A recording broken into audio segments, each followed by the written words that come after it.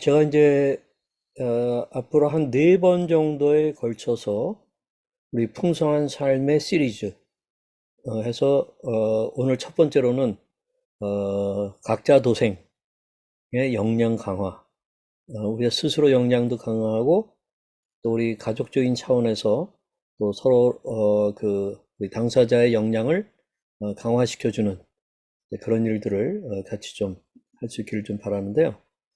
그래서 이제 제가 네 번에 걸쳐서 나누게 되는 그 시리즈를 일단 주제를 잡아본 건 정신과 환우의 풍성한 삶 시리즈에서 첫째 오늘 각자 도생 역량 강화 라는 거고, 두 번째로는 우리 공동체적인 상호 의존적 관계의 역량 강화, 그다음에 세 번째로는 이 풍성한 삶을 많은 분들은 경제 문제랑 너무 밀접하게 연관을 시켜요. 그거 중요합니다. 경제 문제를 제가 무시하는 거 아니고요. 이제 그런데 우리 일종의 미니멀리즘, 그 비밀을 좀 알면 굉장히 자유롭게 되고 풍성한 삶을 또 살게 되거든요. 또 스트레스도 덜 받고 그런 것들을 같이 좀 나누려고 하고, 또 풍성한 삶의 수레바퀴 해서 네 개의 축, 심신환영, 이것은 우리 수잔정 박사, 그 미국의 저희 부부의 지금 이 정신과 이쪽에 슈퍼바이저 역할을 해주고 있습니다. 매주 1시간 내지 1시간 반씩 이분하고 이제 줌을 하는데 50년 정도의 이 정신과 의사를 미국에서 보내신 분인데, 이분이 이제 뭐 저도 다 웬만큼 다 알고 있는 건데, 이 심신환영 뭐 이런 말로 이제 표현하는데, 마음심, 마음의 문제, 또 신체의 문제, 그다음에 환경의 문제, 그다음에 영적인 그런 이슈, 이런 것이 네 개의 축이다 하는 것들을 나누는데, 그런 것들을 차례대로 좀 살펴보려고 합니다. 자, 이제 오늘 각자 도생과 관련하여서 갈라디아서 6장에 있는 말씀, 특별히 여기 4절, 각각 자기의 일을 살피라 하는 그런 말씀이죠. 굉장히 중요한 메시지입니다. 거기 5절에는 각각 자기의 짐을 질 것이라. 제가 이제 이 말에 기초해서 각자 도생, 각자 도생이라는 말이 좀 부정적인 의미로도 쓸 수 있습니다. 그냥 뭐 남들이 어떻든 나만 어떻게 서바이벌, 필살기 뭐 이런 식으로만 생각할 수가 있는데, 그러나 각자가 자기의 일을 살피고 자기의 짐을 지고 하는 그러한 것에 있어서 책임을 지는 연습과 훈련과 그 기초, 이것이 이제 돼야 된다 하는 면에서 주는 말씀인데요. 근데 이제 이런 각자 도생의 메시지가 나오게 된 그 배경이 있는데, 그 2절에 가게 되면은 너희가 서로 짐을 지라 하면서 얘기하고 있습니다. 바로 이 이야기는 이제 다음 주에, 다다음 주에 제가 상호 의존적 관계라는 그런 주제 속에서 이것을 이제 보게 되는데, 왜냐하면 우리가 그리스도인은 뭡니까? 우리 로마서에서 얘기하는 것처럼 몸과 지체, 우리는 그리스도의 몸에 속해 있는 각 지체입니다. 그 일종의 몸의 생활, 일종의 body life라고 이렇게 얘기하죠. 로마서 12장 4절 5절에 그래서 그것을 아주 분명하게 얘기를 해주고 있습니다. 우리가 한 몸에 많은 지체를 가졌으나 모든 지체가 같은 기능을 가진 것이 아니니 이와 같이 우리 많은 사람이 그리스도 안에서 한 몸이 되어 서로 지체가 되었느니라. 그래서 이 몸과 지체의 상호 역동성, 그런 가운데 이제 상호 의존적 관계도 이루어지는데, 그러나 거기에 더 먼저 기본이 되어야 될 것은 각각 자기의 일을 살피라, 또 각각 자기의 짐을 질 것이라. 이렇게 하는 가운데 이 그리스도의 법이라는 얘기는 사랑의 법을 말합니다. 그 사랑의 법을 일종의 성취하라. 이 사랑의 법이라는 것은 우리가 성경 전체적으로 보면은 예수 그리스도께서 말씀하신 위대한 계명, 소위 하나님을 위로 하나님을 경배하고, 그다음에 애인, 사람, 이웃을 사랑하는 그 말씀을 주셨죠. 마태복음 22장의 말씀입니다. 선생님, 율법 중에서 어느 계명이 큽니까? 예수께서 이르시되 내 마음을 다하고 목숨을 다하고 뜻을 다하여 주 너의 하나님을 사랑하라 하셨으니 해서 주 하나님을 먼저 사랑하는 이 경천 뭐 그렇게 얘기할 수 있죠. 이것이 가장 첫째 되는 크고 첫째 되는 계명이다. 근데 둘째도 그와 같으니 내 이웃을 내 자신과 같이 사랑하라. 애인 서로 사람을 사랑하는. 근데 여기 내 이웃을 내 자신과 같이 사랑하라. 그래서 내 자신과 같이 우리 자신도 애인할 때의 사람에는 거기다 포함되는 거죠. 우리 자신을 사랑하고 이웃을 사랑하고 하는 그런 그리스도의 법을 이 성취하는 그 일에 이러한 그런 body life가 있다. 몸의 생활이 있다고 하는 그런 이야기입니다.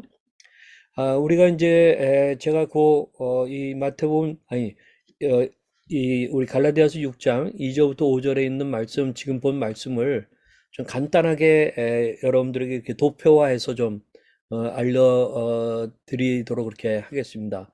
그러니까 그리스도의 법, 곧 사랑의 법을 성취하는 삶을 우선은 2절에서 너희가 짐을 서로 지라 상호관계적인 면을 얘기하고 있죠. 그런가 하면 각각 4절에서 각각 자기의 일을 살피라 라고 얘기했고 그 다음에 또 5절에서 각각 자기의 짐을 질 것이라 그랬어요. 근데 2절과 4절, 5절이 나오기 전에 그 사이에 3절에서 이 하는 메시지가 굉장히 의미심장합니다. 이렇게 하려면 뭐가 있어야 되냐면 바로 겸손과 일종의 자기 자존감이 중요하다는 거예요. 우선 3절에 보면 만일 누가 아무것도 되지 못하고 그러니까 여기 somebody가 아닌데 그렇게 somebody인 것처럼 생각하면 이 스스로 속이는 거다. 그래서 이렇게 상호 관계에 있어서 겸손해야 나도 살피게 되고 또 짐을 서로 져주기도 하고 하는 일들을 할 수가 있다. 그러나 거기에 있어서 뭔가 자기 자신을 살피는 그런 부분도 굉장히 중요하다 하는 그런 얘기죠. 그런가 하면은 또 5절에 각각 자기의 짐을 질 것이라 해놓고 그리하면 자랑할 것이 자기에게는 있어도 남에게는 있지 아니하리니 해서 내가 나 자신을 살펴봐서 감사하고 또 내가 이거는 정말 은혜 가운데 할 수 있어서 정말 자랑할 수 있고 뭐 그것을 다른 사람에게까지 뭐 나눌 필요는 없고 자기 스스로가 알게 되는 거죠. 그래서 이런 이 그리스도 안에서의 body life를 잘 살려고 하면은 일단 겸손하면서 비교의식에 빠지면 안 됩니다. 그리고 이 뭔가 허황된 그런 생각을 하면 허위의식 그것을 깨야 됩니다. 그렇다고 해서 자기의 자존감 그런 것이 부족해서는 안 되는 것이죠. 그래서 이렇게 이 갈라디아서 6장 2절부터 5절에 이렇게 말씀하는데 그러면서 7절에 가게 되면은 스스로 속이지 말라. 스스로 속인다는 말이 두 번이나 나와요. 3절에서도 나오고 7절에서 또 나와요. 우리는 서로 알고 내가 지금 속이는 거를 알고 있거든요. 그렇기 때문에 다시 스스로 속이지 말라. 그러면서 그 스스로 속느냐 안 속느냐 하는 부분은 하나님을 의식할 때입니다.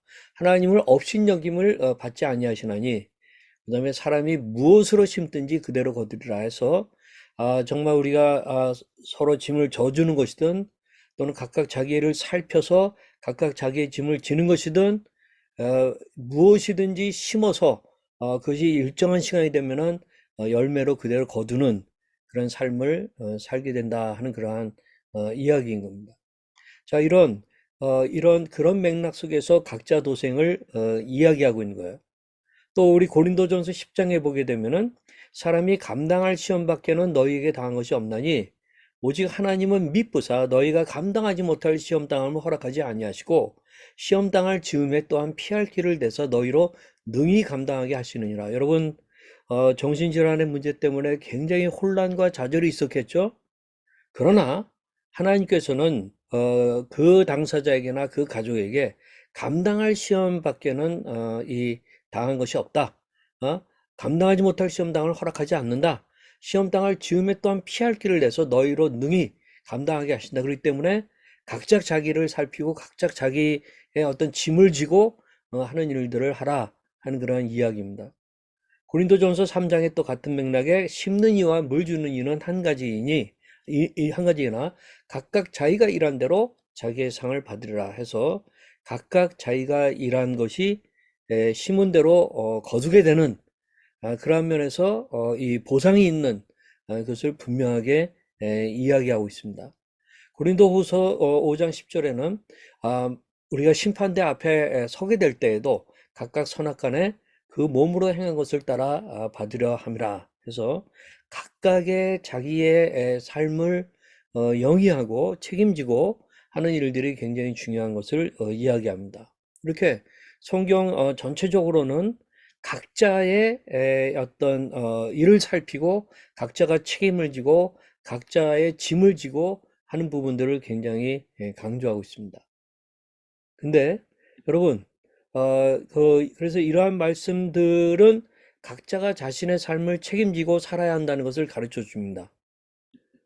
우리는 다른 사람에게 의지하지 않고 스스로 자신의 길을 찾아야 합니다. 우리가 이 정신과적인 어려움이 있다 하더라도 어려울 때는 우리가 많은 그런 도움을 필요로 할 수밖에 없지만 그러나 스스로 자신의 길을 찾아가도록 우리가 해야 되고 그것을 그 자립심과 독립심을 키워주는 거가 가족들이 할 일이지 계속해서 의존적 관계 속에 살도록 하는 것은 아니라는 거죠. 또한 우리는 다른 사람을 판단하거나 비난하지 말고 각자의 몫을 다해야 합니다. 각자 도생은 쉽지 않은 일이지만 우리 모두가 노력해야 할 일입니다. 각자 도생을 통해 우리는 더 성숙하고 강한 사람이 될 수 있습니다. 그러나 여러분 오해하지 마십시오. 제가 각자 도생을 얘기하고 성경에서 그런 것들을 강조한다고 해서 우리가 데살로니가 전서 5장에 보게 되면은 공동체 안에 중요한 얘기를 하고 있죠. 또 형제들아 너희를 권면하노니 게으른 자들을 권계하며 여기 마음이 약한 자들을 격려하는 것, 힘이 없는 자들을 붙들어 주는 것, 그리고 모든 사람을 오래 참으라 하는 이 약한 자를 품어내는 그것은 기본적으로 하면서 이 각자 도생을 얘기하는 거고 그런 가운데 또 서로 짐을 지라 하는 상호 의존적 관계에 대해서도 긍정적으로 이야기한다 하는 것입니다. 그런 흐름 속에서 우리가 성경적인 의미의 각자 도생을 우리의 지금 삶의 상황에 적용해 보는 것을 하기를 원해요. 그래서 제가 정신과 환우가 습득할 가장 필요한 각자 도생법 3가지. 이게 뭐냐? 우선은 자기 질병과 관련해서 각자 도생하려면 정신건강의학과 전문의의 진료를 받는 거, 적절한 치료를 받는 거 너무나도 중요합니다.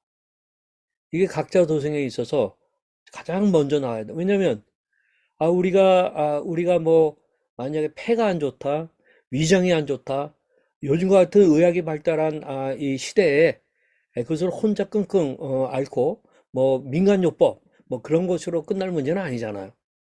우리가 제대로 검사를 제대로 정확하게 받고 좋은 약이 있으면 쓰고 수술도 필요하면 하고 하는 것들이 필요하잖아요. 근데 이것을 안 하는 가운데 계속해서 재발이 되고 막 산발이 일어나고 막 계속해서 그런다고 한다면 각자 도생이 안 되는 거죠. 그렇기 때문에 가장 중요한 것은 정신건강의학과 전문의의 진료를 받고 적절한 치료를 받는 것이 중요합니다. 병식이 있다 없다는 얘기를 많이 하는데 병식이라는 말을 영어로는 인사이트라고 그래요. 일종의 통찰력이라고 얘기하고 있어요. 그러니까 병이 있는데 인사이트, 통찰력이 없으면 우매한 거죠. 그 우매함 속에서 계속해서 반복되는 그런 실수를 하는 것은 굉장히 어리석은 거죠. 그렇기 때문에 이 각자 도생이 안 되고 결국은 가족에게 의존증 환자가 돼버리는 거죠. 이것은 잘못이라는 것입니다. 두 번째, 가족과 친구와 상담사 등 주변 사람들의 도움을 받는 그 일이 필요합니다. 각자 도생을 하는데 제가 지금 개인적으로 좀 돕고 있는 한 형제가 있는데 이 형제는 이 뭐 공무원 시험 봐가지고 공무원까지 됐다가 1년 다니다가 다시 재발해가지고 그만둘 수밖에 없었어요. 굉장히 낙심했죠. 얼마나 힘들었겠어요. 근데 작년 연말에 다시 한번 이 형제가 도전하는 마음을 갖게 돼서 지금 이제 한 5, 6개월 동안 준비를 해가지고 아마 다음 주 6월 10일이면 다시 시험을 보게 될 거예요. 근데 이 형제의 경우에 일주일에 한 번 내지 두 번 정도 좀 매주 한 번씩 이 친구랑 이제 같이 주문하는데 보게 되면은 좀 다운될 때가 있어요. 근데 점점 그 다운될 때에 거기서 회생되어서 나오는 방법을 터득했어요. 뭐냐? 자기가 힘들 때에 언제든지 전화하면 받아주거나 또는 대화해 줄 수 있는 사람들 한 6명 정도가 있어요. 자기 부모님들 빼고도. 자기 이모도 있고 고모도 있고 외삼촌도 있고 또 부목사님도 있고 그중에 저도 한 사람이고 뭐 이런 식으로 해가지고 전화해서 자기 힘든 거 얘기하고 한 2, 30분 이렇게 대화하고 나면 또 좀 나아지는 거예요. 다시 용기를 갖는 거예요. 자, 이렇게 이러한 것들을 좀 가져서 지지 세력, 지지자를 만드는 거. 이것이 각자 도생하는데 굉장히 중요한 것입니다. 아마 이 사람은 자기가 그렇게 하고 그런 자기를 지지해줬던 사람들에게 또 나중에는 자기가 지지자가 되어가지고 뭔가 의미 있는 그런 삶을 살게 되지 않을까 저는 그렇게 생각해요. 근데 세 번째로 중요한 건 뭐냐면 잠깐만요. 뭐냐면 회복과 풍성한 삶을 위한 자기 관리를 해야 되는데 이것을 생활화해야 됩니다. 그러려면 그게 뭔지도 알아야 되고 배워야 되고 그런 커뮤니티 속에 있어야 되는 건데 그것을 위해서 우리 아들람에서는 지금 이제 우리가 풍성한 삶의 시리즈 각자 도생의 역량 강화 그것을 제가 얘기하고 있는데 이제 이번에 GG 이걸 다 끝나잖아요. 그래서 한 우리가 수련회 전까지는 조금 자유롭게 우리가 모임을 가질 거예요. 제가 그때그때 준비를 할 거예요. 그러나 수련회 끝나고 나면은 지금 스라이브라고 지금 청년들이 당사자들이 이걸 배우고 있는데 제가 당사자로 해보니까 우리 가족들이 좀 알면 너무 좋겠어요. 그렇기 때문에 이것을 가지고 이제 하게 될 거예요. 그래서 모두 네 개의 파트인데 첫 번째 파트 5과, 또 두 번째 5과. 첫 번째는 헬시 라이프스타일, 수면의 문제, 약물 복용에 대한 평가하는 거, 긴장을 완화하는 법을 배우는 거, 더 건강하게 먹는 거, 더 많이 활동하는 운동과 관련된 거, 이런 것들을 아주 실제적으로 다루게 될 겁니다. 근데 이제 우리가 한 8번 정도에 같이 할 거기 때문에 나머지 세 관은 제가 또 다른 것들을 같이 해서 5 플러스 3으로 가게 되는데 그 3에 해당하는 것이 뭐냐면 회복을 위한 자기 관리에 해서 이게 50주짜리 프로그램이 있어요. 회복의 7가지 영역에서 회복 신념, 정신건강관리, 신체건강관리, 정서관리, 인지관리, 직업관리, 재정관리. 이것을 뽑아가지고 세 과씩 또 다루려고 그러면은 한 8과 정도가 되거든요. 그럼 그 8과 8주 동안에 다른 그룹에서는 또 뭘 하게 되느냐? 이 패밀리 링크를 가지고 이 기초 과정 8번 정도를 하게 돼요. 그래서 정신질환에 대한 이해, 나를 이해해 줄 사람은 또 정신질환에 대한 약물 치료, 함께하는 의사결정, 위기관리, 가족으로서의 행복한 생활, 또 회복, 뭐 이런 아주 이 파운데이션에 대한 그런 것들을 같이 나누게 돼요. 그래서 크게 두 트랙으로 진행이 되게 되는데 그거는 제가 좀 더 나중에 교제와 함께 나누게 되겠습니다. 자, 우리가 오늘 그리스도의 법, 곧 사랑의 법을 성취하는 삶을 사는 갈라디아서 6장 2절부터 5절까지의 말씀을 가지고 제가 이제 각자 도생의 삶을 살 것에 대해서 나눴습니다. 우선 너희가 서로 짐을 지는 것, 그 다음에 각각 자기의 일을 살피는 것, 각각 자기의 짐을 지는 것, 그러기 위하여서는 겸손과 자존감이 필요하다는 것, 그래서 만일 누가 아무것도 되지 못하고 된 줄로 생각하면 스스로 속이는 문제에 빠진다라는 것, 그렇기 때문에 비교의식이나 허위의식 속에 빠지지 말라는 것, 그것을 봤어요. 또 그리하면 자랑할 것이 자기에게는 있어도 남에게는 있지 아니하리니 해서 어떤 자존감의 그러한 것들이 있어야 된다. 그걸 키워가야 된다. 하는 것을 얘기했습니다. 근데 이 모든 것들은 스스로 속이지 않는 아주 선한 양심, 깨끗한 양심이 있어야 되고, 그다음에 위로 하나님을 업신 여김을 받지 않도록 하는 그러한 의식이 있어야 되고, 그다음에 사람이 무엇으로 심든지 그대로 거두게 된다고 하는 그 법칙을 잘 알고 우리가 꾸준히 노력하는 그런 것이 필요하다 하는 것을 우리가 갈라디아서에서 좀 보게 됩니다. 그래서 여러분들 우리가 이 그리스도 안에서 또 병이 있어도 풍성한 삶이 가능합니다. 그런 예들은 많습니다. 그러기 위해서는 먼저 각자 도생에 그러한 것을 가져야 됩니다. 자, 이제 우리 같이 기도하도록 하겠습니다.